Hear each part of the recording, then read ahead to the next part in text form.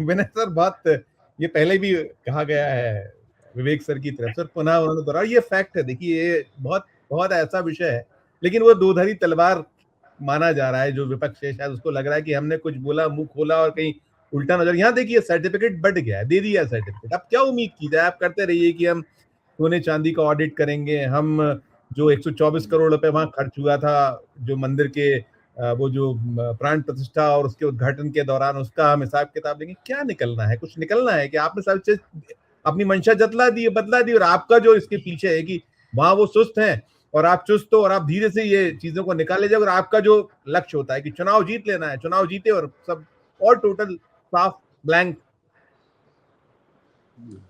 धन्यवाद संजीव जी। विवेक जी ने तो अभी वो उंगली रखी ही है कि लोकतंत्र में, हमारे लोकतंत्र को खतरा दरअसल क्या है। देखिए, ये राम मंदिर प्रकरण में को हम दो हिस्सों में हमको देखना चाहिए। एक तो जो फंक्शनल प्रॉब्लम है, जो चोरी हुई है, वो तो एक है ही, पर इस घटना के जो बड़े जो परिणाम होंगे वो ये है कि इस पूरी घटना से जिस तरह की राजनीति हो रही है, उससे हमारे जो सेकुलर राजनीति है ना, उसके ऊपर बड़ा खतरा है, और उसके उसके खतरे दिख रहे हैं। एक तो ये कि जो विपक्ष इस बात से बहुत डर रहा है कि वो जो इस मुद्दे पे वो कैसे वो इसको रोक पाएगा, और वो बिल्कुल दोषी किस तरह से फ्रेम कर दिया जाएगा। और हमला भी देखिए, जो पहला जो हमला जो बीएचपी और आरएसएस और उनसे संगठन से जुड़े लोगों ने जो पहला हमला किया, जो इसको फर्स्ट वॉली ऑफ शॉट्स बोले, तो उसमें इसी लाइन पे थी कि जिन लोगों ने राम मंदिर का विरोध किया, जिन लोगों ने चंदा नहीं दिया, जिन लोगों ने कहा कि राम काल्पनिक लोग हैं, उन लोगों को कुछ कहने का हक नहीं है। ठीक है ना। ये जो लाइन ऑफ आर्गुमेंट है वो ये कहती है कि आप को जो अधिकार हैं, वो अधिकार जो है वो संविधान से नहीं मिल रहे हैं। वो आपको जो अधिकार मिल रहे हैं वो हमारे द्वारा तय तय दायरे से मिल रहे हैं। इस देश का कोई भी जो नागरिक है, उस नागरिक को ये राम मंदिर प्रकरण में सवाल उठाने का अधिकार है। देश सबका है, चूंकि इसमें जो जमीन दी गई है, जो शुरुआती पैसा दिया गया है, वो सरकार के द्वारा दिया गया है, तो इसलिए हर नागरिक का अधिकार है उस पर सवाल करने का। जब आप वक्फ की बात करते हैं कि वक्फ में हिंदू क्यों, वक्फ बोर्ड में हिंदू क्यों नहीं मेंबर हो सकता है, वो लॉजिक यहाँ भी एक्सटेंड करता है कि आप उसको पब्लिक स्क्रूटनी में क्यों नहीं डालना चाहते। दूसरी बात कि जिन लोगों को नियुक्त किया गया उस ट्रस्ट में, उनको किस आधार पर नियुक्त किया गया। ठीक है, वो कोई कोई तो क्राइटेरिया होना चाहिए। कोई आदमी एक धोती में रहता है, किसी के पास बैंक अकाउंट नहीं है, तो इसका मतलब ये नहीं हुआ कि वो व्यक्ति जो है, वो व्यक्ति त्याग तपस्या की प्रतिमूर्ति है, संत है, और उसके ऊपर कोई आरोप नहीं लगाया जा सकता है ना।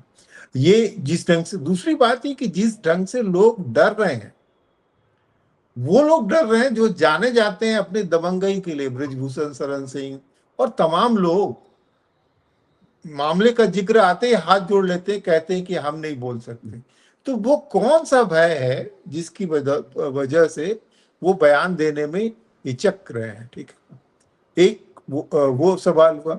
बाकी आप घटनाएं तो तमाम देख लीजिए, जो इंसिडेंट कि एल&टी ने कहा था कि 1 रुपए में वो मंदिर बना देंगे, फिर मंदिर निर्माण के लिए 2100 करोड़ कहाँ से आए।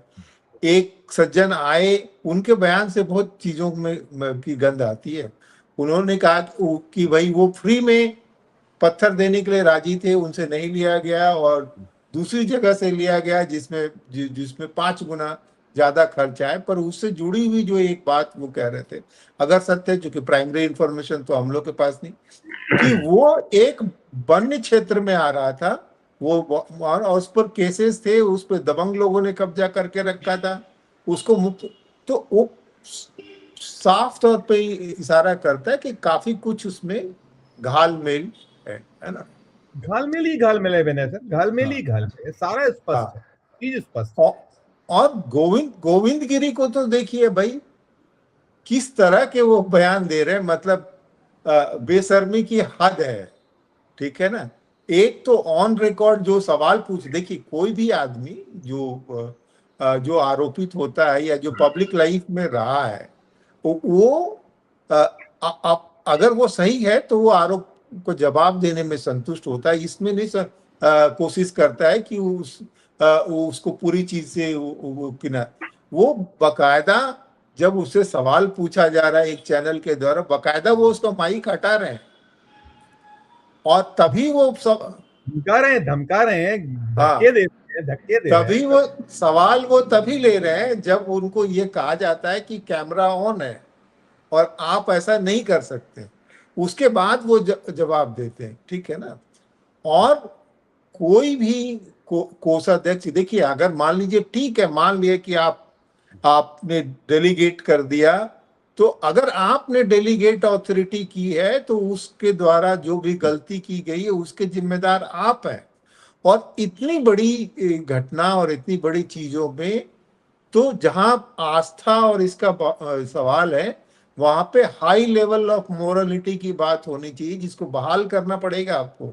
और आपको तो चीजें होते ही सबको रिजाइन करना चाहिए था कि नहीं, फिर से होगा, पब्लिक स्क्रूटनी होगी, ऑल पार्टी मीटिंग बुलाई जाएगी, व्हाइट पेपर जारी किया जाएगा।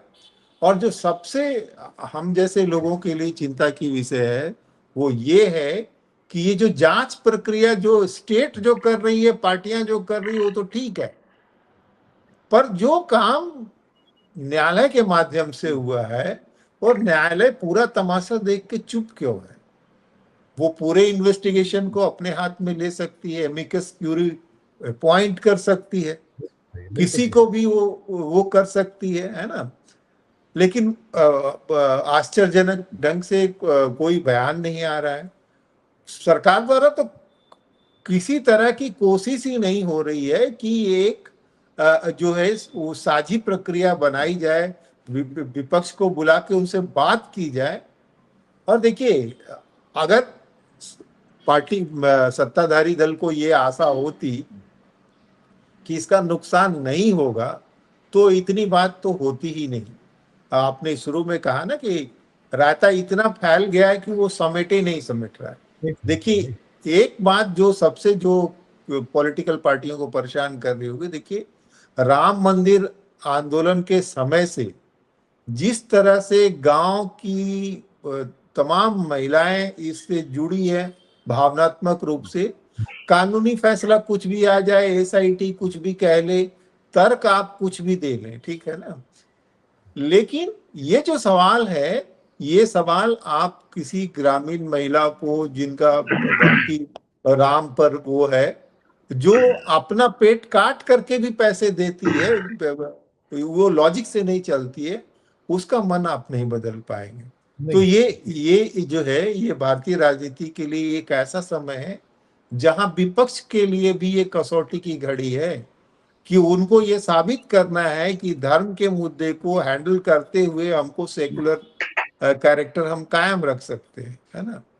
तो उनको सेकुलरिज्म बचाना है, संस्थाओं के ऊपर जो विश्वास है उसको कायम रखना है, और राजनीति को सही दिशा में ले जाना। संजीव जी।